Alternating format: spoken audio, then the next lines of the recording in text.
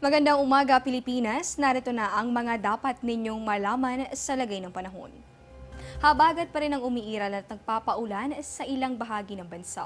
Ayon po sa Pag-asa, sa ngayon dominante yung ating nabanggit na weather system, partikular na dito sa May Luzon.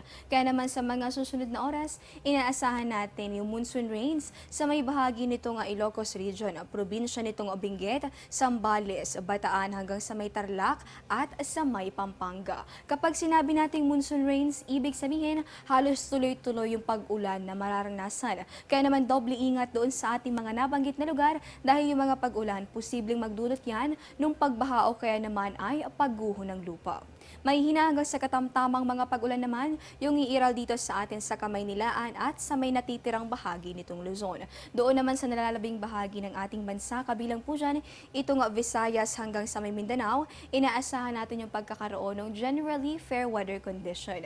Gayunman, posible pa rin yung mga pulupulong pag-ulan o pagkidlat at pagkulog. Kaya naman huwag kalilimutan na magdala ng payong sa inyong mga lakad. Update naman dun sa low pressure area na ating binabantayan kahapon. Ayon po sa Pag-asa, tuluyan na nga itong lumabas ng ating boundary at wala nang nagiging epekto sa bansa.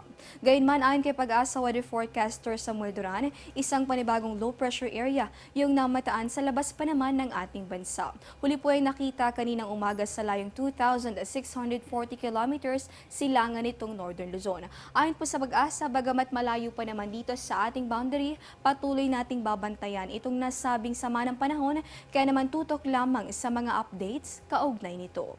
Sa lagay naman ng ating mga karagatan, nakataas pa rin yung gale warning sa may northern at sa may western seaboards ng Northern Luzon, gayon din sa may western seaboards ng Central Luzon. Ibig sabihin doon sa ating mga nabanggit na baybayin, inaasahan natin yung maalon hanggang sa napakaalong lagay ng karagatan, kaya bawal munang pumalaot, lalong-lalo na yung mga may maliliit na sasakyang pandagat. Diyan lamang po kayo, magbabalik pa ang Panahon TV matapos ang isang paalala. Life is a journey. Each morning is a step closer to our goals. Every day, we discover new things, new meanings, new heights. As we move constantly in life, we need to feel at home. That is why we surround ourselves with things that give us reasons to enjoy and cherish life to the fullest. The Luxent Hotel.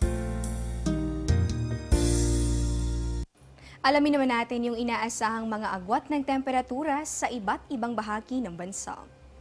Unahin natin dito sa Luzon dahil nga balik eskwela na yung maraming estudyante. Huwag kalilimutan na magdala ng payong at jacket dahil inaasahan natin na bukod sa mga pag-ulan, baba pa rin yung temperatura. Sa may Tagaytayan po ay nasa pagitan ng 24 hanggang sa 28 degrees Celsius. Sa Baguio City, yan po ay nasa pagitan ng 16 hanggang sa 19 degrees Celsius. Sa Metro Manila, pagitan niya ng 27 hanggang sa 30 degrees Celsius.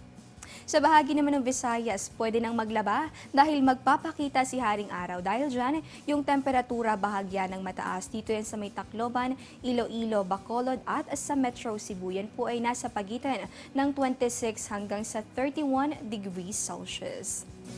Last na lamang sa may bahagi nitong Mindanao, kung ang trabaho mo ay lantad sa sikat ng araw, stay hydrated. Dahil kakambal nitong pangkalahatang maaliwalas na panahon, yung temperatura na pwedeng umabot sa 35 degrees Celsius, partikular na dito sa may Cagayan de Oro.